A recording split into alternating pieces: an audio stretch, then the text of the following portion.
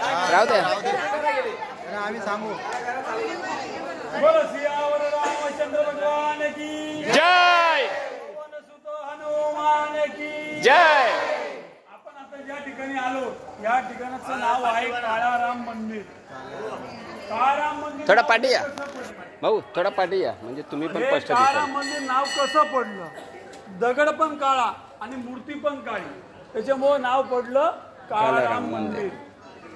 या ठिकाणी जो मूर्त्या जो आहे तो कोणत्या कारागीरनं बनवलेला नाही, या स्वयंभू निघालेल्या आहे. जे तुम्हाला सहजपणे मी सांगितलं रामकुंडावरती 4 मूर्त्या भेटल्या होत्या, राम, लक्ष्मण, सीता आणि हनुमान. तर या मूर्त्या या इथं आहेत. या कोणाला भेटल्या होत्या? इथला जो बाजीराव रंगराव ओडेकर, बाजीराव रंगराव ओडेकर हा इथला राजा होता. त्याला तो रोज सकाळी आंघोळीला जायचा. त्यावेळेस त्याला एक मूर्ती भेटली रामाची.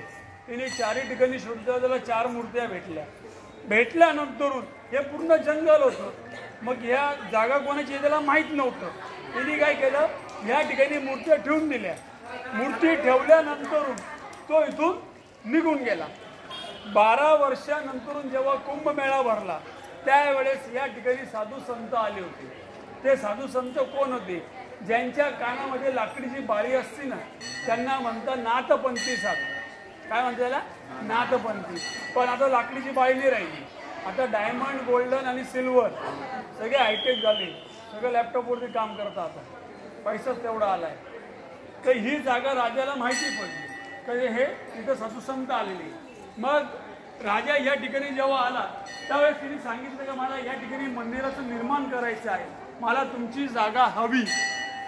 त्यावेळेस त्यांनी काय सांगितलं, आम्ही तुम्हाला जागा देऊ, पण 12 वर्षानंतर जो कुंभमेळा भरल त्यावेळेस आम्हाला राहण्यासाठी जागा हवी.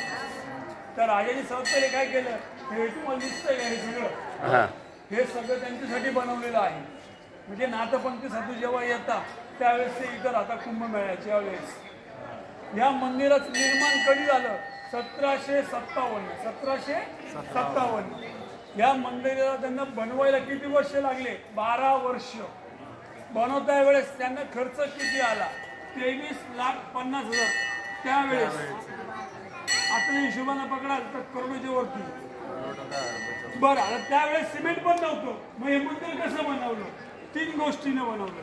दुधावरची साय, गूळ आणि आपण जो पाना लावतो ना चुना, या 3 एक गोष्ट एकत्र करून गरम दुधामध्ये दगड टाकून मग दगडाला लेप लावून दुसरा दगड जॉईंट करून अशा प्रकारे या मंदिराचं निर्माण केलेलं आहे.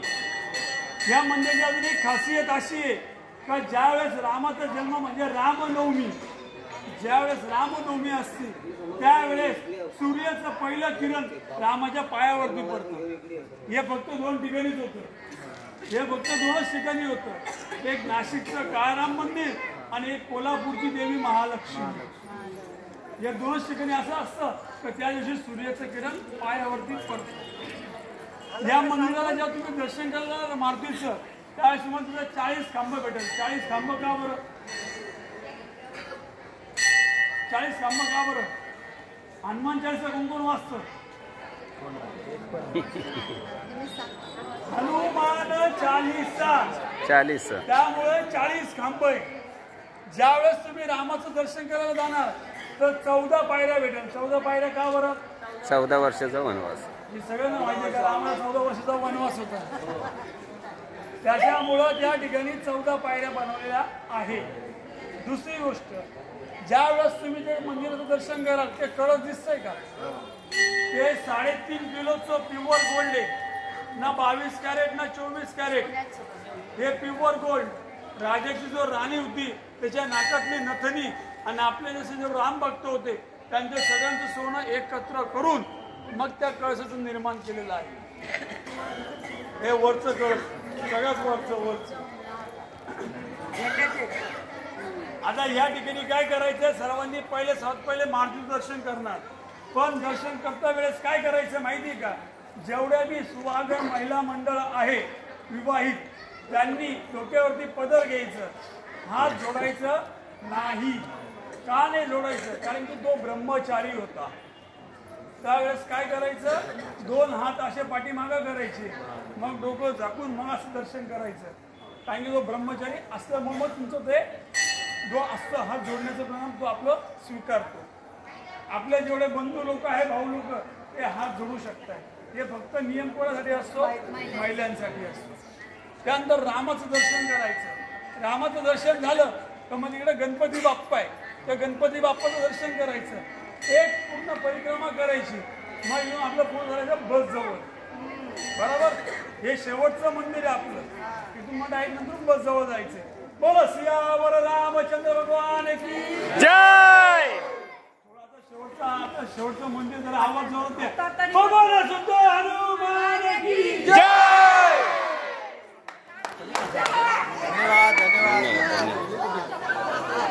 मस्त सांगितलं.